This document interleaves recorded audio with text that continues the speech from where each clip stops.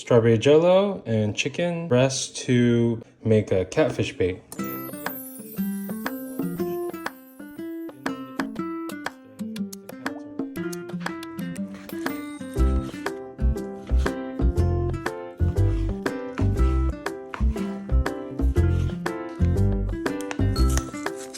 Jello packet is we put some and then we'll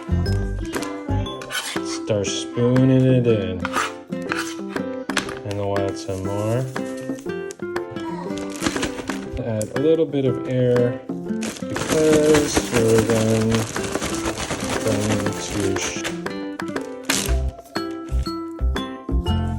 and that's it. There you go. There's your red chicken. Jello chicken.